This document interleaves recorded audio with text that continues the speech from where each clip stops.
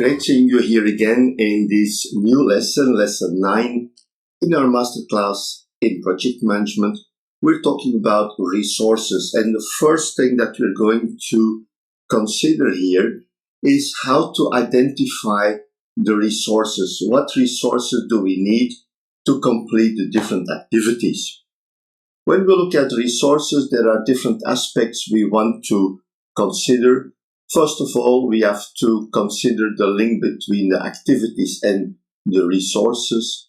We must consider different types of resources. We look at human resources, material resources, and equipment. And this is very important to understand how we link those resources.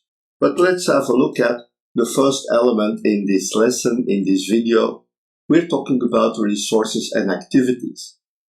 Identifying activities means also that we know exactly what resources we need. Basically, we can already find a lot of information once we have the work packages, but we'll decompose further up to activity level. And up to activity level, there may be different speciality, different people that we may need for that type of activities.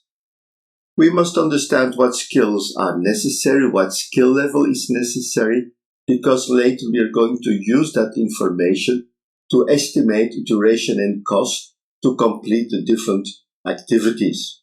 It's also necessary to comply, to have all the information about the activity somewhere central. We have a task sheet, and that task sheet will be updated when it's necessary. When we have changes, when we have approved changes, the task sheets will be updated.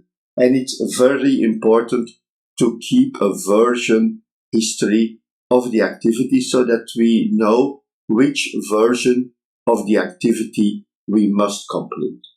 Like I said before, there are different types of resources. When we talk about resources, basically we consider it as a general concept.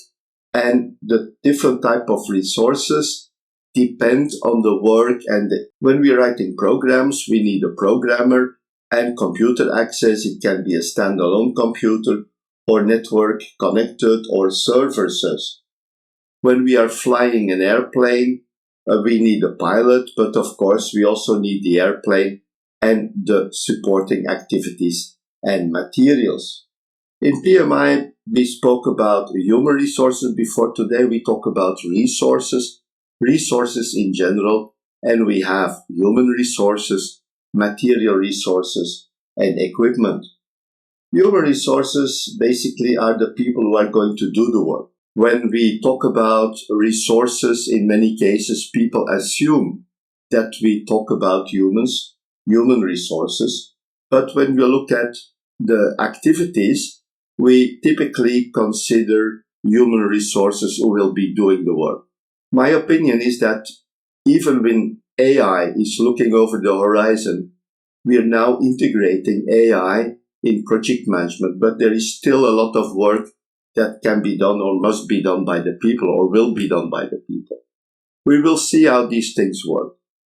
When we look at human resources, we have programmers who write programs, pilots who fly airplanes, builders lay bricks, operate machines, and so on. So there are a lot of activities that people are executing. Now, people come with different skill levels, and selecting the right level is important. We must consider the skill level of the people, because we don't want people who are overqualified doing a low-level job, or people who are underqualified working on jobs that are above their qualifications. So it's very important to see what type of human resources we need. We may have to consider certifications in certain cases. In order to do specific activities, people must have a certification, like a PMP certification. People working on projects may require, or the people you're dealing with may require, that the people have project management training and even certificates. We also look at material resources and equipment. Doing things is not just about people. We may need other things to complete the work. There may be other resources that are necessary. I cannot make this video without having the equipment for recording, for making presentations, for filming, for editing, and so on.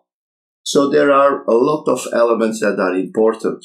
We may use material resources. They look at products and services that we need to do the job, like bricks, petrol, raw materials, and so on. So this is the materials that we are going to use, that we are in fact using to build the wall, to build the road, and so on.